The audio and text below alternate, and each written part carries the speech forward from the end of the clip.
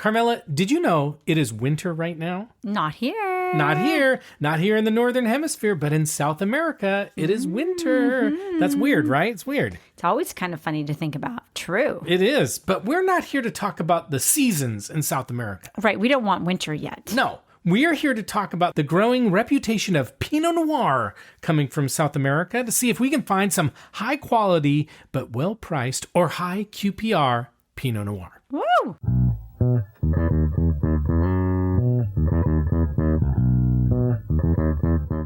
Hello, fellow wine freaks. Wait. And welcome to the Wine Pair Podcast. I'm Joe, your sommelier of reasonably priced wine, and this is my wife and my wine pairing partner in crime, Carmela. Hi there. And we are the Wine Pair. I was afraid you were going to say your wine wife freak. You didn't like freak. Well, I don't know if that's going to go over very well. I don't know. Okay, we'll get to that in a second, but first, we have to talk to people who may be new to the podcast. Okay. So if you're new to the wine freak. Wine freak, they're probably, if they're still listening, what you can expect is to be called names. No, if you love wine and want to find great wines at affordable prices and you want to expand your wine horizons and you want to have some laughs and fun while doing it, I mean, didn't you just laugh? Then you're in the right place. Each week we explore a different wine varietal, style, brand, or region of the winemaking world, and then we learn about what makes them worth knowing about. And then we taste 2 to 3 of those wines that are reasonably priced to let you know if they're worth your hard-earned money. So if that feels like something that turns your crank, then we are happy to turn that crank for you. Okay, now you are freaking people out is what you're doing. I know, I am. And we're proud to say that Decanter Magazine calls us fun, irreverent, chatty, and entertaining. Okay, did somebody give you that as a suggestion? No, they didn't. Okay. But we are getting a few more names for our, we want to call our tribe or our podcast family. Maybe that's a better way to say it, that we want to use in the intro. I came up with freak. It's fine. But I just think that it's like workhorse. Like we talked about workhorse last Should we time. call them the workhorses? Oh, maybe. No, I don't. But I just think it can go one way or the other. You're right. I mean, you can be a wine freak, like, wow, you love wine so much. But I think freak is sometimes got a negative connotation. Freak is not going to stick. Do you want to go over the top contenders so far? Sure. Here are the top. Now, we're going to probably for another week or so, we're going to take a few more recommendations, like keep coming at us. But here are the top contenders so far. The first one is Pearheads from Mast and Uncorked on Instagram. And my friend and colleague Jeff McKean at work, he likes that one. Okay. There's Wine Hounds from Ryan F. on Instagram. And Timmy's Vino just gave us grape nuts. Oh, that's funny too. Actually, that's kind of cute. So if I'm missing a few, just let me know. But I think those are the top contenders so far. And again, send us a note or DM us if you like one of those or if you have other ideas. We'd like to hear votes. And remember, if we choose your idea, we will put you on the podcast. Woo! Yes. I mean, those are good ones. And I might even let you talk to Carmela. Wait, how about that? Why is that such a big deal? I can hardly talk to her. So, all right, we're trying something new this week, Carmela. Okay. Another thing new this week. And I'm hoping that you and our listeners, our wine freaks, like it. And you'll have to tell us what you think. Another thing, I'm asking for a lot of interaction here. And I'm calling it Wine in the News this week. Okay. And so each week, or maybe just on weeks when we do topics that we've covered, like we've done a lot of high QPR Pinot Noir episodes, and there's only so much background about Pinot Noir you can give. So maybe we need to do something a little bit different. But in addition to the information about the wines that we're drinking for the week, we'll do a little bit of looking at a topic that seems timely and interesting. Oh, I like that. So this week, I ran across an article by Hannah Crosby in The Guardian called Rosorange is the latest wine trend here to stay. Rosorange. Yeah, so first, like you, I was unaware that this was a new wine trend. Right. I'd never heard of this wine trend. No. I don't know. Is it a TikTok thing? I think it is. Seriously? I think so. Okay. And basically, rose orange wine, I don't know what rose orange wine is. I don't know what it is. I've never heard of it. It's not rosé orange. It's rose orange. It's rose orange. Okay. And we're going to go through what it is exactly. And then we're going to talk about what our thoughts about it are. How's that sound? Wow, I haven't even had time to think about it. Well, wait, that's why I'm giving you some info. I'm giving everybody info so everybody can create their own opinions. But you should only create opinions from true fact and information, right? Right. Okay. Is that what you're going to do? I hope so. Wow. I got it from the interweb, so you know it has to be real. True. Okay, so Wikipedia. No, we're trusting Hannah Crosby. Okay. Okay. First, rose orange is evidently a cross between rosé and orange wine. So for a little reminder, rosé wine is made from red wine grapes. It's a style of wine where the grape juice, which is clear, right? It's clear initially, is put in contact with the skins from the red grapes for a short period of time, about 24 hours or less, and gives it that pink color. Now, orange wine is a little different. It's made from white wine grapes, and the juice is kept in contact and fermented with the skins and other things like stems and seeds and fun stuff like that. And the contact can be a lot longer, like days, weeks, months. It can be a long time. Now, according to Hannah, so we're trusting Hannah here. Hannah is our source of information. Okay. Rose orange is a blend of rosé and orange wine that she ran across last year at the Aldi store. We don't have Aldi stores. Hannah is in England. There are Aldi stores in the United States, but we don't have them over here. Okay. And then, as happens with something trendy, she started seeing it all over the place, and she said, like you said, that it blew up on social media. Well, I didn't say that. No, well, you said TikTok. I said TikTok. Well, that's social media. I know, but like... Did you know that's social media? Wait. This is one of those things where I'm going to get a note. You know, Joe, we don't like the way that you talk to Carmen. Carmen. Oh, my goodness. Yeah, anyway. Who's Carmen? I don't know. So, I know that that's social media, but like TikTok is kind of a platform that people really take to for like the latest and greatest trends. Right. It's kind of its own thing. Right. It's its own thing. So it's like different beyond, than it was it's like on... Beyond social media. I guess. It's just is one of those things like, oh, I saw it on TikTok. Like people don't say I saw it on social media if they saw it on TikTok. Right. You are right. I didn't laugh. Just trying to defend myself here. You're doing a great job defending yourself, and I'm not going to, because I'll get a nasty gram. Okay, anyway, have you heard of rose orange wine? I did just a few minutes ago from you. Okay, do you think it is a big wine trend? I have no clue, but I'm waiting to hear more. Yeah, it must be. Yeah, I mean, TikTok. I would say we're cool, but I don't know that we're trendy. True. Okay. Now, here's something interesting to help you make some decisions about what you think about rose orange wine, even though you've never tried it. Okay, so the two wines, rosé and orange wine, they're very different. They're from very different types of grapes, and they generally are appreciated from pretty different things. So putting them together is kind of weird, I think. Orange wine is kind of known for being like natural and funky and maybe intense and bitter and low intervention, right? Like it's kind of a particular thing. And the most popular rosé wines, on the other hand, tend to be like dry and clean and crisp and fresh, fruity, right? So these are kind of pretty two different things that you're putting together.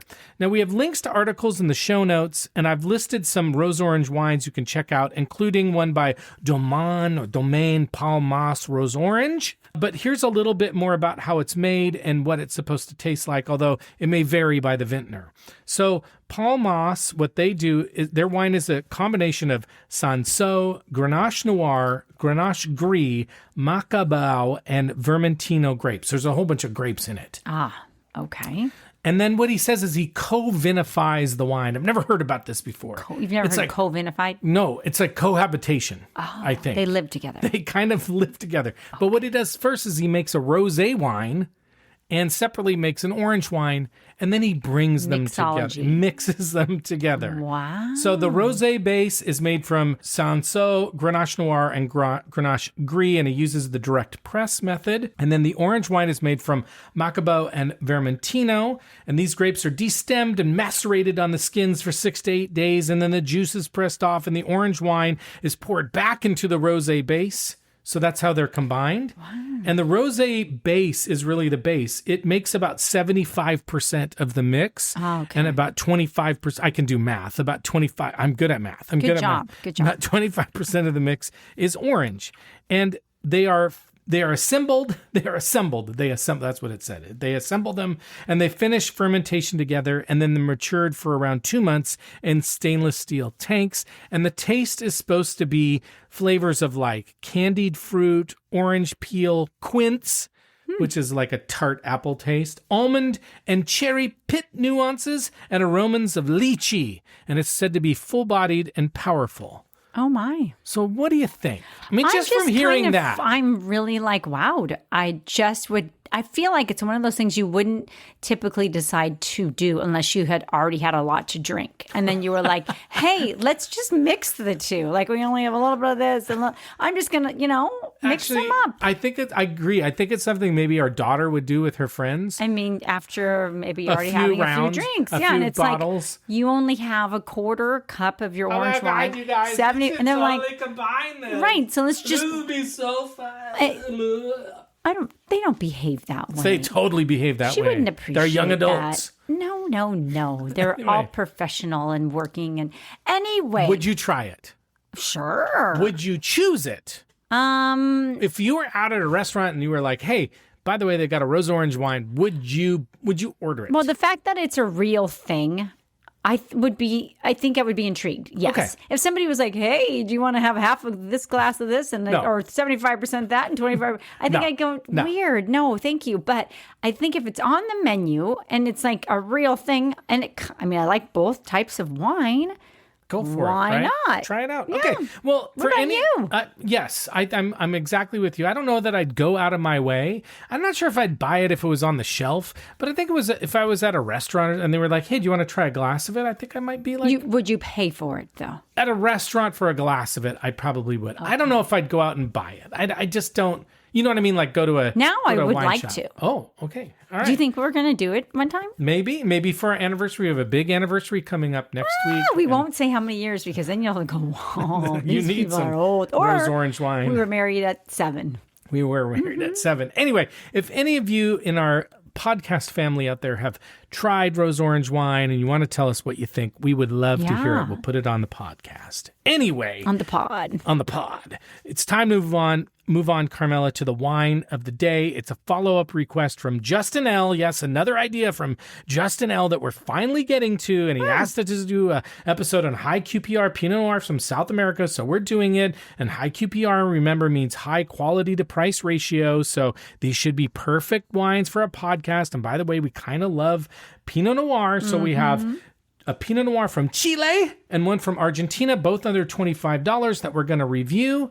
But first, You got to do our shameless plug. that is so true. So thank you for listening to us and supporting our show. And if you haven't had the chance to do so yet, now would be the perfect time to follow or subscribe to our podcast and leave us a really nice rating review so we can grow our listeners. And a huge thank you to all of you who have done that already. And you can follow us on Instagram at The Wine Pair Podcast and on Blue Sky. You can contact us on our website, thewinepairpodcast.com, and you can sign up for our email newsletter there. And you can also visit our shop wine and shop accessories sections where you can find wines that we recommend and great gifts and all that kind of fun stuff. Cool. And it's so cool. And we want to make content that you care about and you like. So send us a note or DM us, give us some feedback. We always respond. You can email me at joe@thewinepairpodcast.com or reach out to us on social media, but not TikTok because we're not on TikTok. True. I don't even know how TikTok works, to be honest with you. I have an account. Do you? Because I just like to follow our daughter. Oh, that's actually good. I should probably do that. She doesn't post a lot. I'm not sure that I'm allowed to have TikTok on my phone, actually. Oh, really? Yeah, I might. Work reasons? I'm not going to say any more, but I think that Okay. might be outlawed. I'm not sure. okay. But a few shout outs. Shout out to Shaker. He always sends us a nice note after we send out our newsletter. And this time, he told us about a trip he made to the Willamette Valley in Oregon, right in our cool. backyard practically. And you should check out his website at thenala.com. That's a little side note. Shout out to Ryan on Instagram who sent us a nice note. And he agrees that we should do some more Austrian wines. So that was something that came up last week. A shout out to the East Idaho foodies. They're always reaching out and sending us fun stuff. They shared a Grenache Blanc from the Walla Walla called Reinvan that they liked. And they gave us an idea for a wine to cover, dry muscat. So we'll put that on the list. And yes, as we called out, Dave Baxter on Instagram told us that we effed up.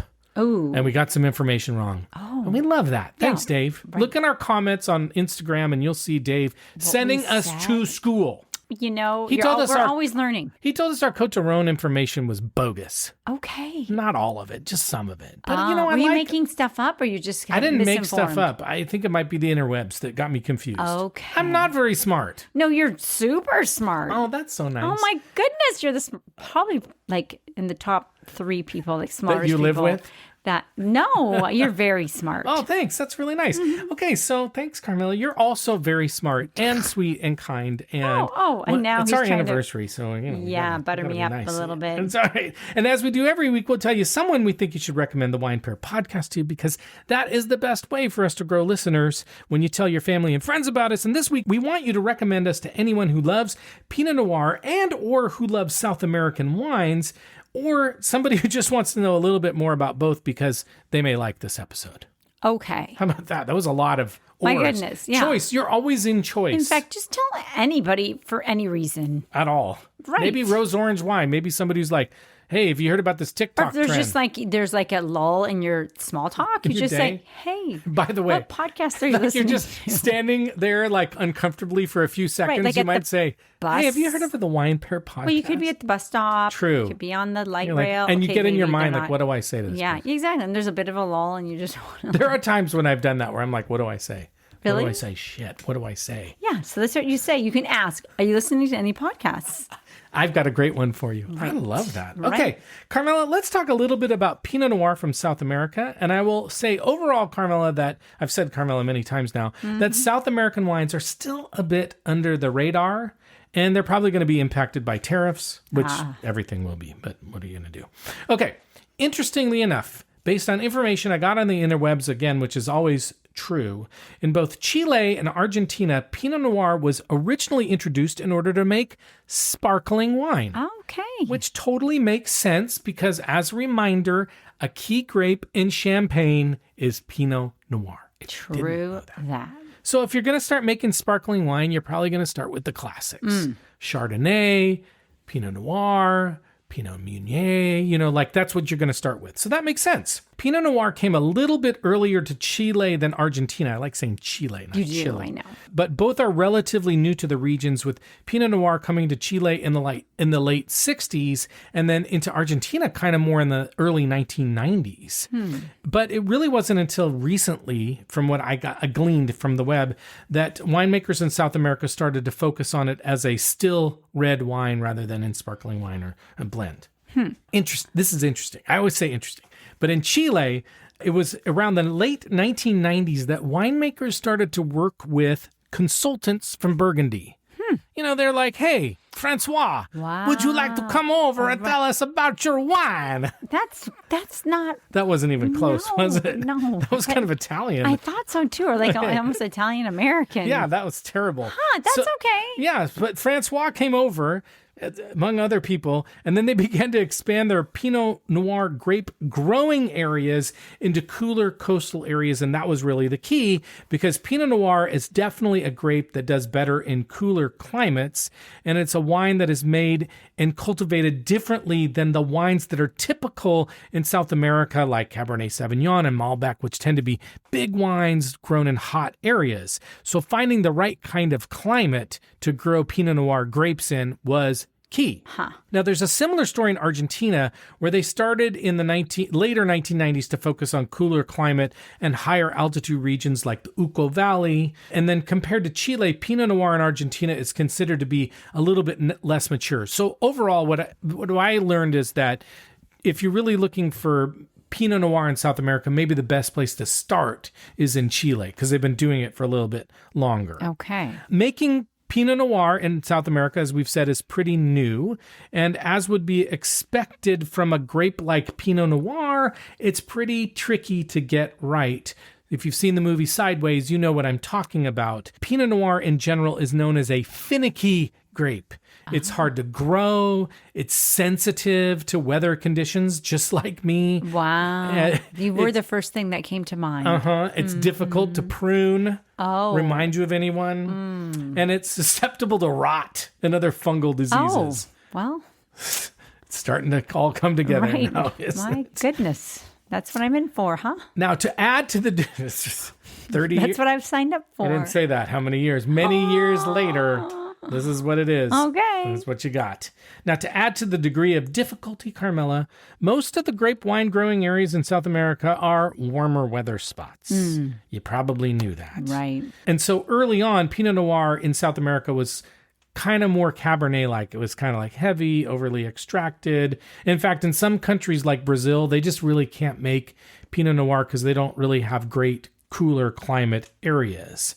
But all that being said, the region is starting to be recognized for making some good Pinot Noir, and they're said to be really good values. So if you can find the styles that are more Burgundian in nature, you could find that high QPR Pinot Noir that everybody looks for. Yes. In fact, Chile, from what I read, is said to have experienced a quantum leap in Pinot Noir. Wow, what an experience. That's a big deal. Mm-hmm. And they're focusing on smaller plots in cooler areas with soils more similar to Burgundy. And in fact, the smaller plot kind of thing is pretty typical of Pinot Noir, like Willamette Valley, smaller plots, Burgundy, smaller plots. This is kind of part of the whole Pinot Noir thing. Some are saying that Chile will soon rival New Zealand for Pinot Noir. Nice job. Come on. Mm-hmm. So if you're going to look for Pinot Noir from South America, look for wines from the following areas. In Chile, you want to look for the Aconcagua Costa, San Antonio, Lamari, Casablanca, Peradones, Biobío, Maleco, and Chile Chico. Wow. I just like saying those. And in Argentina, you want to look for wines from the Uco Valley, Chubut, and Patagonia. It said Chubut, okay? You were just happy to say that. I just wanted to say it. And we have a lot of good articles in our show notes that you can... Did you know we have? Wait. Yeah. No, I did know that. Yeah, you did. And you can peruse those if you want to know more, but I think we should start to talk about the wines that we're going to drink. What do you say? Perf. As usual, the wines we have chosen for this episode are under $25, and both should be relatively easy to find because I bought them both at wine.com.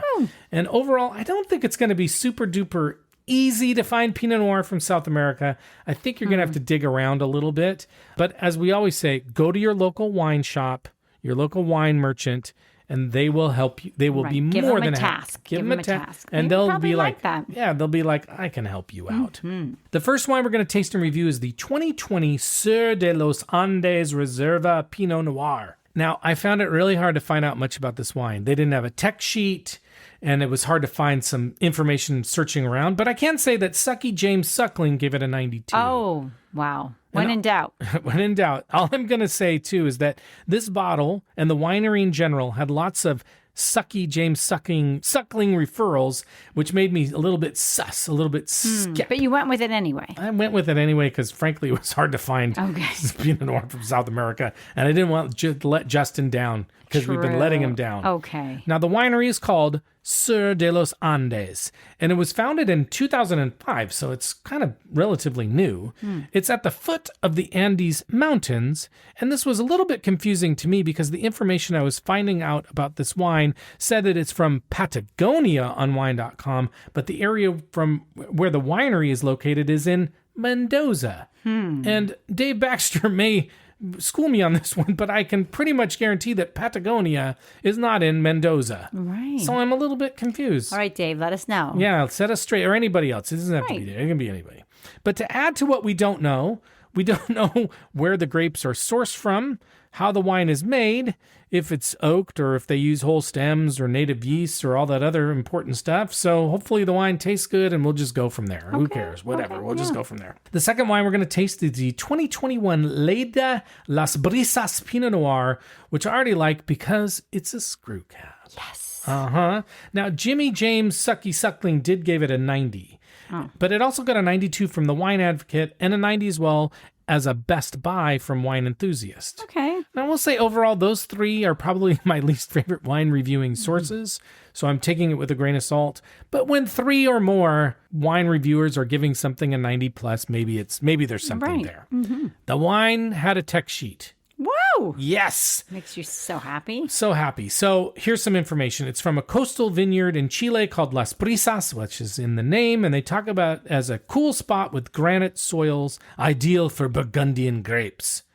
The grapes are clones from several Pinot Noir stocks, some of which I really like, such as 115 and GA02. The grapes were harvested in big bins. They did say this. It was harvested in big bins. And then they were selected and destemmed at the winery. So they'd take the stems off. Sometimes people like to leave the stems on to give it a little bit more flavor, but they take those stems off. Okay. Now check this out. Check this out, Carmela. Check it out. She's like, only sort of checking. She's like, do I have to? Wait, what? Yeah, I know. Half of the grapes were vinified in open tanks, and the other half enclosed stainless steel vats. Okay, so how do they choose which ones? I don't know. And do you feel bad if you're one or the other? Yeah, right. Like if you're in this closed vat, are you like, hey, let me out of here? Like they didn't make it. They didn't make it that time. Exactly. And like, which is better? Is there a pecking order? That's what I'm wondering. Like, do you have to look a certain way to be in one of the vats? Right. It's like the Dr. Seuss, the stars on thars. What's that one? Right. What is that book called? I can't remember. No, it's called, it's called something, Joe. It's called, The Lorax. No, it's not called the Lorax. Stars on there? It's not the Lorax? Hang on, I'm done on the interweb.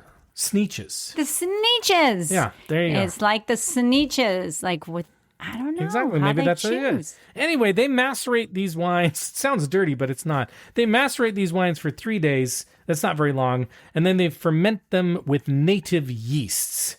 And then they say they use gentle pump overs and punch downs. I mean, if you're going to punch somebody, is there really such thing as a gentle punch? Yeah. I'm just going to punch you gently this time. Well, but you know what I would prefer that, but I like they're treating their grapes nicely.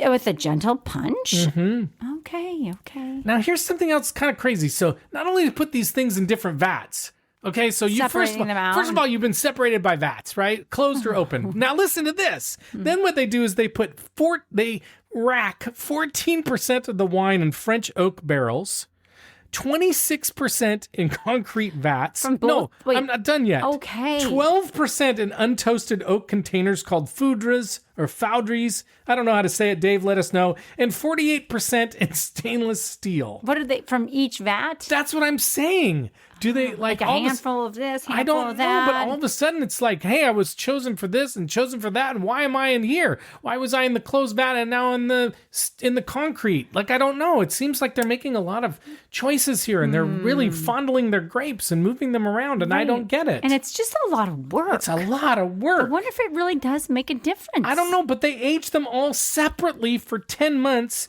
and then blend them together. For the same amount of time. Yeah. Everything gets 10 months. 10 months. You get 10 months. No matter where you're at. In concrete or stainless steel or French oak, and then you blend them together. Okay. I don't know. Now, it's low in alcohol at 13%, which I tend to like, so it should be nice and acidic, I hope, but we're going to find out. But you know what? Let's find out. That's enough information. Let's start to drinking. Okay, I'm ready. I'm so ready. And by the way, if you have a Pinot Noir from South America or any Pinot Noir, frankly, any wine at all, drink along. Water, we said this last time. Orange juice. If you have orange, I heard a lot about orange juice recently, that they're going to change how they make orange juice. Because of tariffs? The tariffs. Are you being serious? No, there was a whole thing about... was it because of tariffs? I don't think so, actually. It was more about the oranges being less sweet. Oh. And so but they don't want to add sugars to it because it's not good for you. No, it's not. So they're actually saying, really, just avoid orange juice, just eat the fruit. Drink water. No. And eat the fruit. Eat the fruit, Agree. Avoid the juice. Because the thing is, you should get the fiber from the pulp, but I don't like pulp in my juice. But you like an orange? Just eat an orange. Right. That's what. So they had this whole thing about orange juice and how it's going to change and blah, blah, blah. But then they said, eat the fruit, avoid the juice. Okay. And on that note, we're going to take a break and we'll be right back with our first wine. Okay.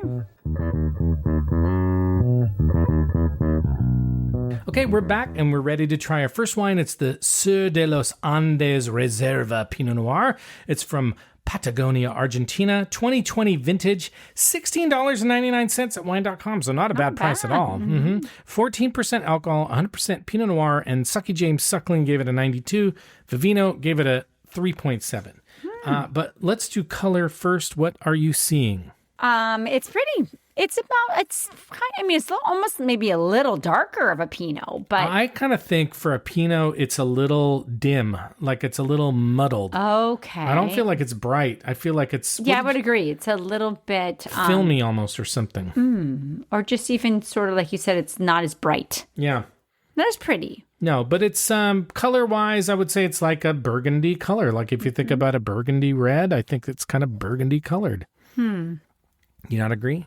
No, I do. I'm just giving it a whiff. Okay, here. What are you smelling? So, I like it. I like the smell. Definitely cherry. Even a little, maybe I'm just thinking of the rose orange, but a little bit of rose, a little bit of flower. I was thinking the same thing. Perfumey, rosy, cherry. I got the same things as you. Okay. A little tiny bit of wood, but I'm also getting cherry. I got a little sniff of like cherry Twizzler, like cherry candy. Okay, yeah. It's definitely like it has that freshness of a Pinot Noir. Like it doesn't seem like old or aged or, doesn't have some of those musty notes on it. Or earth or dirt or... No, but I am getting a little like incense, a little smoke or incense. Mm-hmm. And I think I'm getting a little bit of spice too, like a little spiciness on it. Like what kind? Like a baking spice? Baking yeah, spice. Me too. Baking spice, almost like an allspice. Okay. I would say A little sweeter spice. Mm-hmm. Yeah. Well, should we try it? Sure. Let's try it. Okay. I think it's a little more tart than I would expect. I was going to say it's definitely has a little tang or a little tang to it. Kind of too much. I was expecting what you were talking about, kind of this kind of nice cherry, a little bit of... Kind of an underripe cherry. Yeah. A little bit of a red cherry, not real like a dark ripened cherry like you'd get in a cherry pie. No. It's not as sweet as it smells. Right. Or maybe like a brambly raspberry, like an underripe, maybe a real tart brambly raspberry. Okay. Mm-hmm. Yeah, like not dirty. Blackberry. Definitely more of a red fruit, not like a black fruit. It's not as rich as I was expecting. Agree. It's got tannin, and I think it's definitely got tannin, and I'm tasting much more smoke on the back end, like smoke. Yeah. Mm-hmm. Do you get that? I think so too. Yeah, a matchstick, kind of like you're thinking smoke, but I almost feel like it's a little bit of like flame, like a spark, like a brand new fire. Okay, I like that. Like you put your mouth in the fire, right? Or you just lit the fire. Mm-hmm.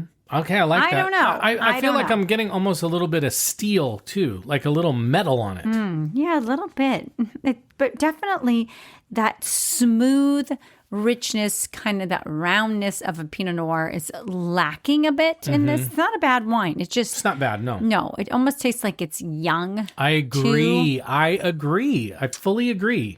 It could probably age. Yep. What food would you pair with this wine? I think you could do a variety. I think you could do a white meat and you could do red meat. I think you could do chicken with this wine. For sure, chicken. Yeah, for sure, chicken or pork. Like a pork tenderloin would be nice. Oh, yeah, actually. Or even like pork ribs. Asian pork would be really good. Like an Asian pork with a spicy mustard. We haven't done that in a long time. Why have we not done that? I don't know. It's so good. With sesame seeds sometimes. We should make that. I don't even know why we have to buy it. We should make that. But that would be really good with this. I think spicy foods would be good with this wine. Yes. Yeah. Even like an Indian cuisine. For sure. Yep. Would be nice for sure. Yeah. I actually think it would do really well with food. So like a curry even. Yeah. I don't know. I kind of think you could do something like that. Yeah, I kind of feel like this wine would be much better with food. And I do think you're right. Like, because of the baking spices and things we were smelling, like an Indian food, curry, something like that would be really nice. I'm going to say we're going to go to the reviewing side of it. I'm having a little bit of hard time with this one. So as a reminder, on our rating scale, we rate on a scale of 1 to 10. We don't give half points. 7 and above means we'd buy it. 4 below means we're going to pour it down the sink. 5 or 6 means we'll drink it. We'll finish it, but we're not going to buy it.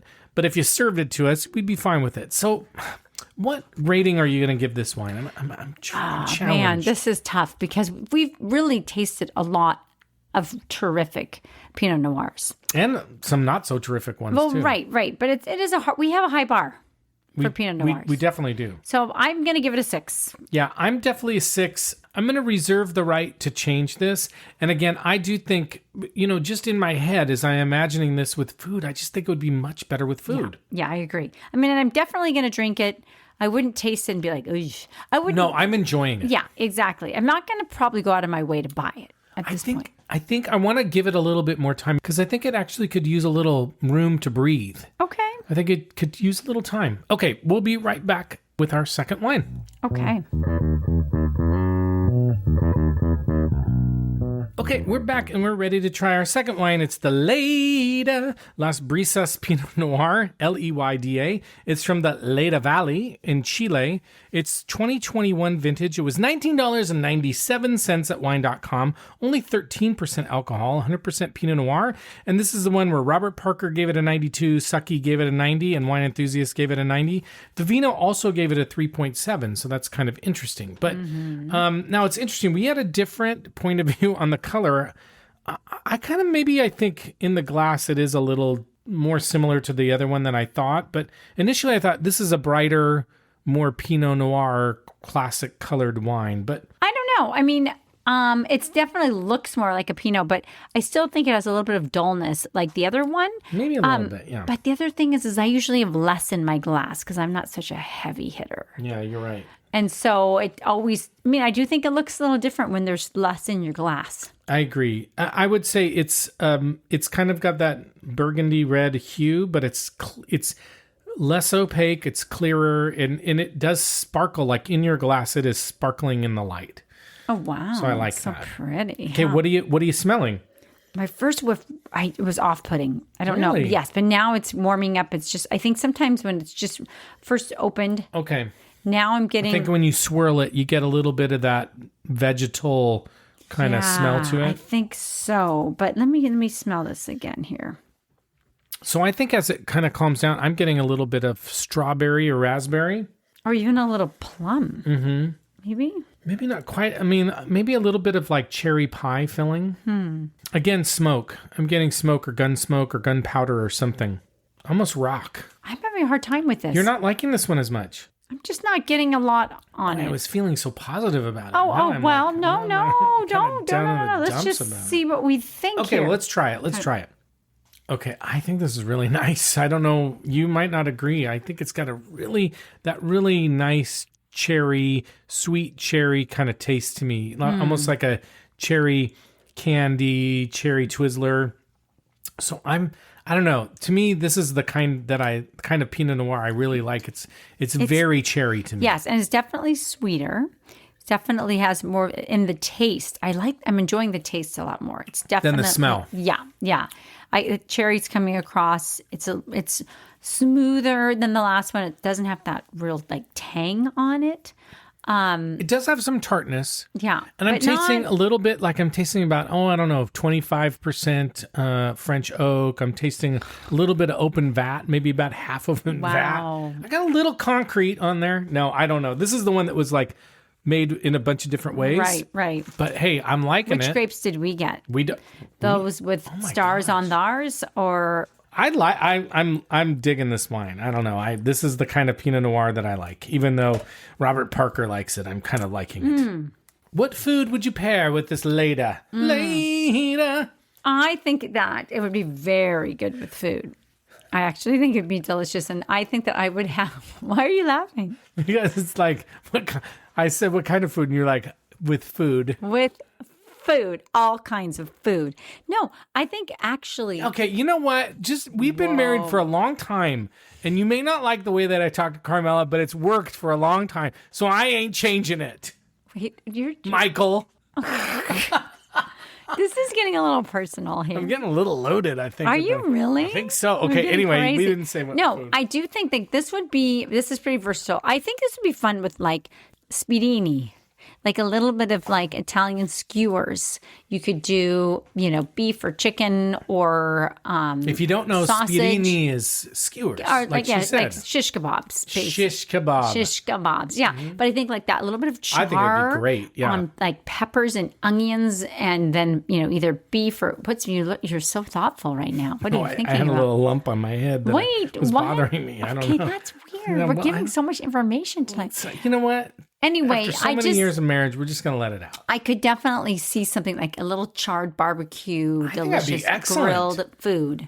What else? No, I'm with you. I feel like Greek food really good. Oh, Greek would be, I guess, souvlaki. Oh, yeah. Little gyro. Oh, man. Little tzatziki. It'd be super delicious. Little Greek salad.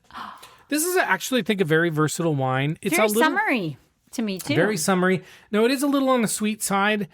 So you kind of have to think about that a little bit. but I think meat would go, like red meat would go well. Vegetarian dishes would go well. Spicy. I think this is a really versatile. You could do like a falafel with this. 100%. And it'd be delicious. I think it's a very versatile wine. Yeah. So I'm really liking it. I don't know. Anyway. Sounds good. Like a yogurt sauce chicken too. Ooh, that sounds really good. Yeah. And you know what else? You know, they do the, I'm going to get the name wrong. I can't remember the name, but you know, I think it's tikka chicken, but the Indian chicken that's red, really red. Oh, yeah. Great. Amazing. Really good. Yeah, that would be really good. Okay, Carmela, let's rate this wine. What are you rating it? I'm going to give this, I definitely like it more than the first one. I'm going to give it a 7. Okay, I'm definitely giving this an 8. Oh, I mean, like, this is a really good wine. Okay. I really like it. I'm digging on it. Good. I mean, I don't know if I'm going to go back and give the other one more than a 6. I liked it, but I don't know that You're just going to buy this one before, so it's hard to give that one a higher rating. Yeah, I would just say, like, if you served me the first one, I'd be so happy. I would happily drink it. Grinning from ear to ear. Yeah, and I think really good with food, but this one I would buy. This one I would be like, Mom, I'm going to buy some of this. Right. Okay. Which of these are you finishing tonight? Numero 2. That's right. The Leyda Las Brisas Pinot Noir. Okay, let's do the taste profiles expected from Pinot Noir. Okay. In general, you look for red fruits like cherry, raspberry, strawberry, and cranberry. Mm-hmm. You look for earthy notes like earth, mushroom, and forest floor. You look for floral aromas like violet or rose. And you look for spice like vanilla, clove, allspice, and cinnamon. So we were getting a lot of that stuff. Well, which means these are good representations of Pinot Noir. Right. Right? Overall. Yeah, again, nice don't just because we rated the first one a 6 doesn't mean that it's not a good wine. It's a good wine. Right. Again, high bar. So let's talk about one. Sur de los Andes, the winery says, oaky aromas suggest milk chocolate and vanilla with veiled plum and berry scents in reserve. Medium to full palate, creamy, made creamy by oak, cherry, plum, mixed spices. Okay, Sucky says aromas of cherries, raspberries, red currants, black pepper, wild herbs, and vanilla. Medium body, he said vanilla. I said vanilla. True. Medium bodied with sleek tannins and bright acidity, juicy and crunchy with a lively, spicy finish. I mean, he really liked the wine. I thought it was good. I don't know. And again, you thought maybe that it needed a little time to open up. Little time and food. Yeah, food for sure. I don't know that I would say it had bright acidity. I just don't know that this wine, the Leyda, has bright acidity. Agree. Yeah, okay. The Leyda, James Suckling said an herbal accent to the ripe goji berries. Oh my. What does a goji berry smell like? I've had them. What do I they don't know. smell like? I don't know what they smell or like. taste like. Do you remember? We don't know what goji berries taste like. But also red dates and cranberries with a hint of caramel. Oh. Juicy and nicely dry on the palate with some crunchy berries. So he didn't say anything about cherry, and that was like overwhelming. Although goji berries are supposed to be kind of cherry-like, but overwhelmingly that's what we got. Yeah. Wine Enthusiast says aromatic nose displaying hints of salt mixed with spices and thyme. Herbaceous. We were getting that kind of herby, vegetal kind of smell on it. Right.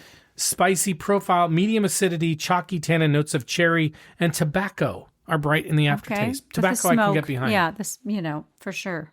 What's the verdict on South American Pinot Noir? I think they're delightful. And you know what? Neither of these wines was over $20. So if we were in our old Wine Pair podcast mode, we would have said these are great under $20 wines. Right. And so, I mean, one of them was $16.99. So it's amazing. If you're talking about high QPR Pinot Noir, I think, $20 for a Pinot Noir of this quality. I mean, I will say this. Say it. Like we've had Pinot Noir. I like Willamette Valley Pinot Noirs. We've had Pinot Noirs from Willamette that are twice as much as this and are equal quality. Right. That's the thing. Is that sometimes do you really need, like we always try and get across, do you really need to pay that much? Exactly. I don't think so. No, you don't. No. Exactly. Love it. Mm-hmm. Okay, Carmela, it's time for us to go. But before we do, we want to thank you very much for listening to us. And if you haven't done so yet, now is the right time. It's the right time. Right. If you were looking for the right time, waiting, it's now. Thank you. Yes. Follow or subscribe to our podcast. Leave us a nice rating and review. That's an awesome way to support us for free. How much do we charge you for these episodes? Nothing. We don't charge you. We'd also love to hear from you about a wine you'd like us to taste and review. You can leave a message for us on our website, thewinepairpodcast.com. You can join our email newsletter there. Mm-hmm. And if you missed our last newsletter, I'll send it to you. You can reach out to us at joe@thewinepairpodcast.com. You can DM us on social media. We call it social media. We still call it social media. With that, we're going to sign off. So thank you again. We'll see you next time. And as we like to say, life is short. So stop drinking shitty wine. Bye-bye. Bye.